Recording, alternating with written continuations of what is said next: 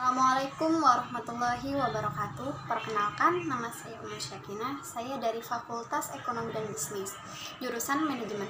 Pada kesempatan kali ini, saya akan menyampaikan tentang distribution channel. Apa sih distribution channel itu? Distribution channel atau saluran distribusi itu adalah segala bentuk jalur dan proses yang terjadi dalam penyaluran sebuah barang atau jasa dari produsen ke konsumen. Nah, saluran distribusi itu biasanya mengikuti sertakan unsur produsen, konsumen, dan perantara yang fungsinya itu untuk memindahkan kepemilikan barang.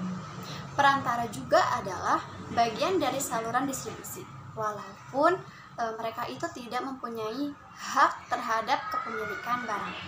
Kemudian ada fungsi saluran distribusi. Apa sih fungsi utama dari saluran distribusi itu? Nah, yaitu menyalurkan barang dari produsen ke konsumen. Maka perusahaan dalam melaksanakan dan menentukan saluran distribusi harus melakukan pertimbangan yang lebih baik lagi. Pemilihan saluran distribusi yang efektif itu dapat mendorong peningkatan penjualan yang diharapkan. Nah, dengan demikian keberlangsungan hidup perusahaan dapat lebih terjamin. Apa saja sih faktor-faktor yang mempengaruhi saluran distribusi? Yang pertama itu ada pertimbangan pasar, yang kedua itu ada pertimbangan produksi, kemudian perantara, dan perusahaan. Nah, saya akan menjelaskan apa sih pertimbangan pasar itu. Nah, yang pertama itu ada jenis pasar. Misalnya untuk mencapai pasar industri, perusahaan tidak akan memerlukan pengecer.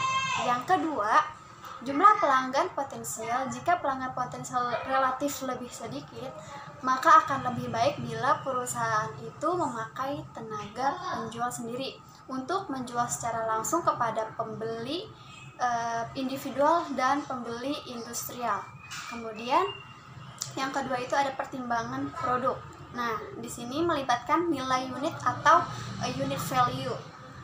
Semakin rendah nilai unit value-nya, maka seluruh distribusinya semakin panjang. Nah, kemudian ada yang ketiga itu ada pertimbangan tentang perantara. Apa sih maksudnya? Jadi sikap perantara terhadap kebijakan perusahaan.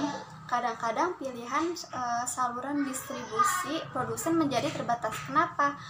Karena kebijakan pemasarannya tidak bisa diterima oleh perantara-perantara tertentu. Nah, dan yang terakhir itu ada pertimbangan perusahaan.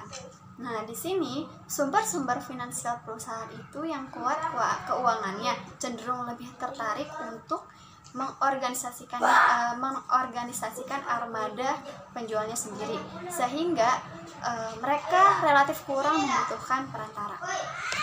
Dan saya akan menjelaskan jenis-jenis distribusi.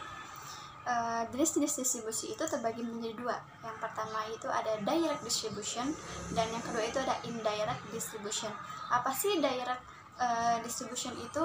Direct distribution itu adalah sebuah sistem distribusi yang dilakukan secara langsung oleh produsen ke konsumen.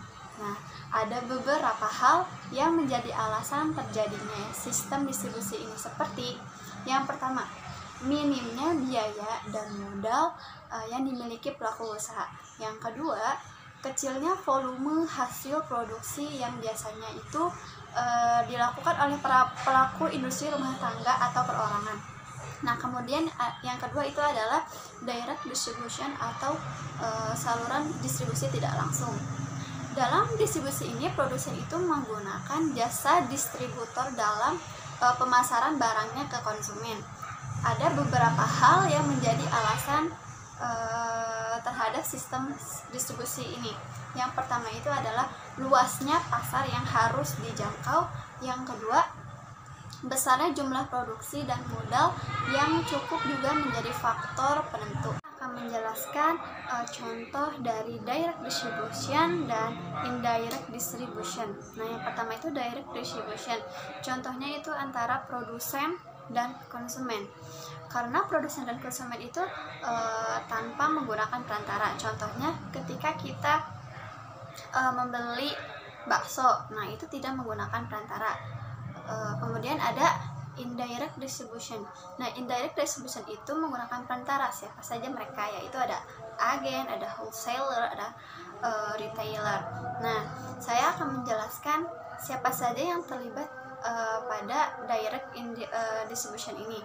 Yang pertama itu ada produsen, pengecer, dan konsumen. Nah, produsen ini hanya melayani penjualan dalam jumlah yang besar kepada pedagang besar saja. Kemudian tidak menjual kepada pengecer. Pembelian oleh pengecer itu dilayani oleh pedagang besar, dan pembelian dan konsumen dilayani oleh pengecer saja. Kemudian ada produsen, pedagang besar, pengecer, dan konsumen. Nah, saluran distribusi ini banyak digunakan oleh produsen. Nah, dan dinamakan saluran distribusi tradisional. Di sini produsen itu hanya melayani penjualan dan dalam jumlah besar kepada pedagang besar saja.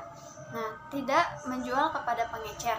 Nah, pembelian dan pengecer itu dilayani pedagang besar, dan pembelian oleh konsumen itu dilayani oleh pengecer saja. Nah, contohnya ketika kita membeli koran. Nah, kemudian yang terakhir itu adalah produsen, agen, pedagang besar, pengecer, dan konsumen. Nah, dalam saluran distribusi ini, produsen itu sering menggunakan agen sebagai perantara untuk menyalurkan barangnya kepada pedagang besar. Nah, yang kemudian itu menjual barang-barang tersebut kepada toko-toko kecil. Nah, contohnya seperti perdagangan impor. Mungkin cukup sekian presentasi dari saya, kurang lebihnya mohon maaf. Terima kasih atas perhatiannya. Billahi taufiq wal hidayah. Wassalamualaikum warahmatullahi wabarakatuh.